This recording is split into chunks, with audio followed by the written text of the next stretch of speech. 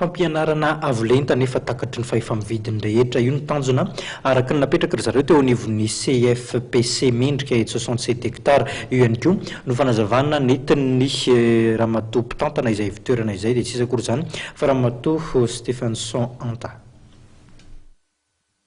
Anisany sampam-piofanana mitsinjony tanora malagasy ny centre de formation professionnelle de coiffure et d'esthétique Mendrika 67 hectares satria dia manome fampianarana avo lenta sy miavaka izy amin'ny sarany azony rehetra jifaina.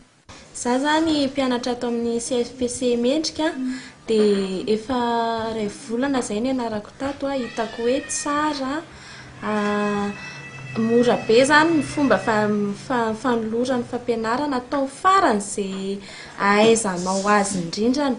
Ankoatran'izay efa mba nandalo fampianarana hafa tany kafa fa tena hitako hoe manana fiavana be zany CFPC Mendrika. Nasarika anandrina tato amin'ny CFPC Mendrika ny fotoana zany misy ora maro be azo isafidianana ianarana. Araky ny nambaran-dRtoa Stephenson Hanta izay mpitantana ity ivotoerana ity dia natao ho an'ny zanaky ny malagasy rehetra ny saram-pianarana. Ny fisoratana manaraka dia ny 20 aogositra 3 avy izao indray.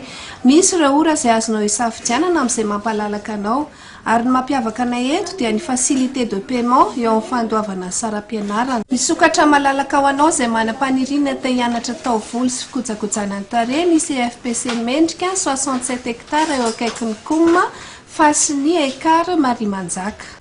Raha ny fisoratana anarana dia nambaran'ny talenta sekoly fa misokatra isan'andro eny an-toerana ary ny fidirany andiany manaraka dia ny alatsiny 9 aogositra ho avy izao. Nambarany moa fa dia voafetra ny toerana mba hanomezana kalitao ny fampihofanana.